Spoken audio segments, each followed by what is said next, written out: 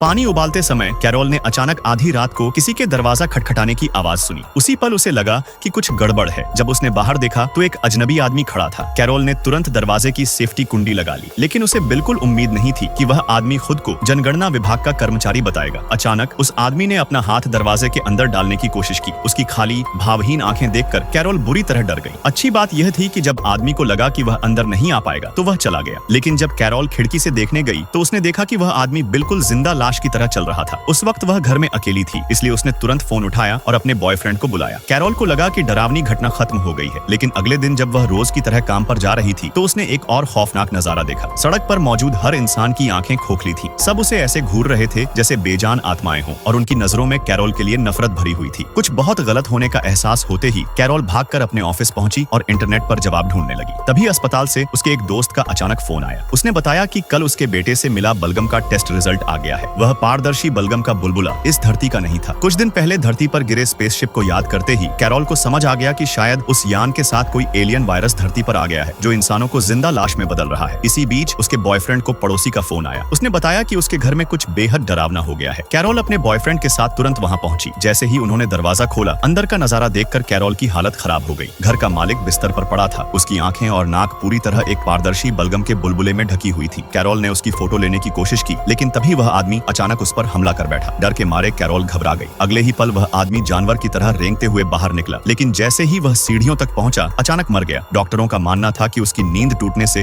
उसे जोरदार तनाव हुआ, जिससे उसकी अचानक मौत हो गई। अब कैरोल को पूरा यकीन हो गया कि वायरस धरती पर फैल चुका है। वह तुरंत अपने एक्स हस्बैंड के घर पहुंची ताकि अपने बेटे को वापस ला सके, लेकिन वहां पहुंचकर उसने देखा कि घर लोगों से भरा हुआ था और सब उसे खाली आंखों से घूर रहे थे। उसे समझ आ गया कि उसका एक्स हस्बैंड भी संक्रमित हो चुका है। कैरोल बिना देर किए भागने लगी, लेकिन उसके एक्स हस्बैंड ने उसे जमीन पर गिरा दिया और उसके चेहरे पर तेज आग थूक दिया। अजीब बात यह थी कि अगले ही पल उसने कैरोल को छोड़ दिया। कैरोल को अभी तक नहीं पता था कि वह खुद भी उस खतरनाक वायरस से संक्रमित हो चुकी है। जैसे ही वह सोएगी, उसके शरीर की कोशिकाएं पूरी तरह बदल जाएंगी और वह एक नए भयानक इंसान में बदल जाएगी। पीछे से अपने एक्स हस्बैंड और उसके जैसे लोगों को पास आता देखकर कैरोल तेजी से गाड़ी लेकर भागी, लेकिन कुछ ही दूर जाकर उसने देखा कि कुछ भावहीन लोग रास्ता रोके खड़े थे। उन्हें देखकर कैरोल घबरा गई और गाड़ी छोड़कर भागने लगी, लेकिन वे लोग उसे छोड़ने के मूड में नहीं थे। वे लगातार उसका पीछा करते रहे। मदद के लिए कैरोल सड़क पर दौड़ी, लेकिन जिससे भी मिली किसी ने उसकी ओर ध्यान नहीं दिया। वह भागते भागते सबवे स्टेशन में घुस गई और सोचा कि अब बच गई, लेकिन वहां भी हर तरफ वही खोखली आंखों वाले लोग थे। अब कैरोल को समझ आ गया कि पूरा शहर गिर चुका है। उसने खुद को संक्रमित दिखाते हुए चुपचाप एक बेंच पर बैठने का नाटक किया। तभी एक औरत जो संक्रमित होने का नाटक कर रही थी पकड़ी गई। कैरोल तुरंत दूसरी ट्रेन की तरफ भागी, लेकिन वहां भी संक्रमित लोग जबरदस्ती दरवाजा खोल चुके थे। जैसे ही वायरस का छींटा उड़ा, डर के मारे कैरोल पटरियों पर कूद गई और रेलवे ट्रैक के सहारे स्टेशन